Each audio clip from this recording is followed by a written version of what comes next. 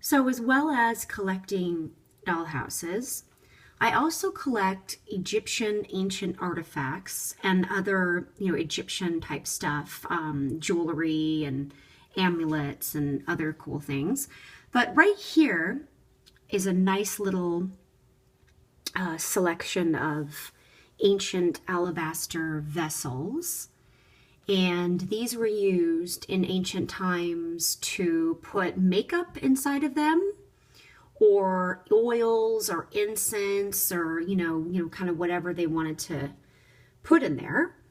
And this is really great. This is actually an alabaster little plate. And in ancient times, if you were doing really, really well, then you had a lot of these, alabaster type vessels. And this right here is like, I actually made this. It's a really cool sort of miniature tomb. It's got all these little, treasures inside, like, stones and diamonds and, all these other cool little things. And then down here,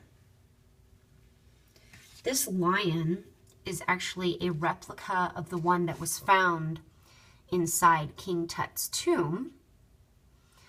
This one, I mean, it's not real, because if it was, it would be worth a fortune, but it's a really, really nice replica, carved out of a stone.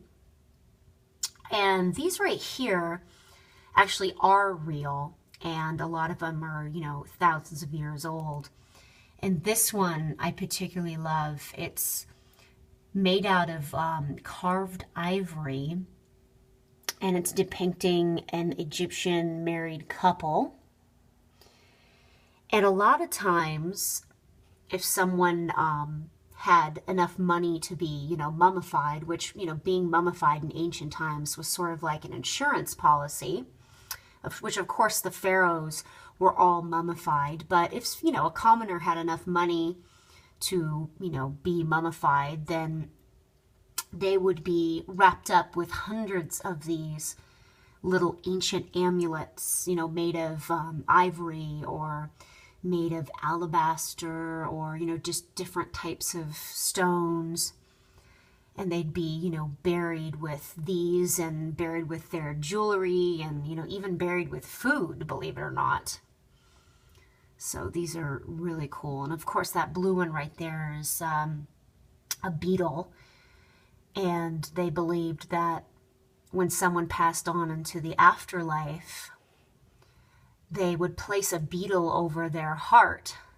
So their heart would be weighed in the afterlife. And if they had done good in their lifetime, then, they would have a good afterlife. And if not, then they wouldn't pass on. So the beetle was actually, very, very important in ancient times.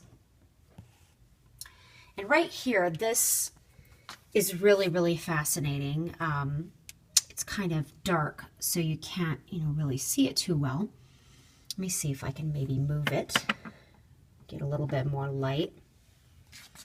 So this right here is an alabaster carved shabti.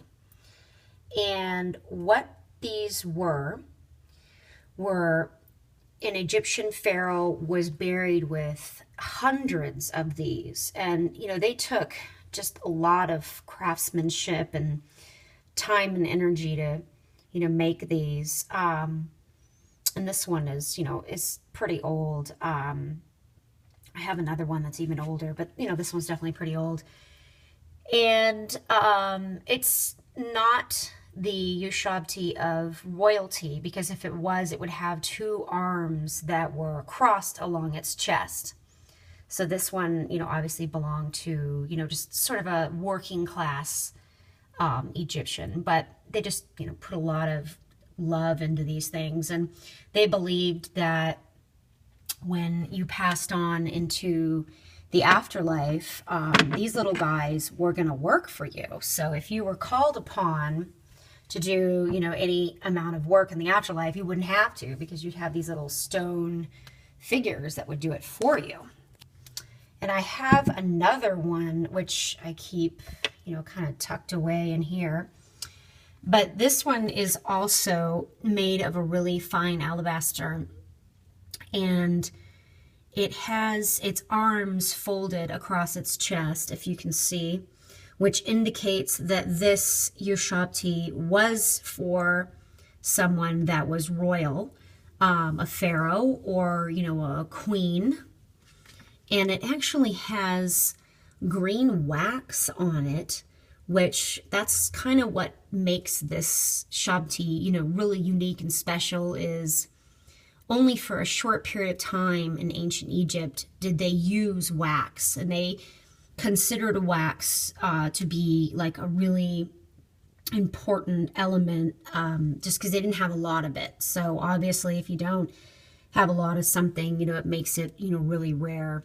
But this one is very, very valuable on the art market, just because of the fact that it indicates, with the arms folded, that it was for royalty.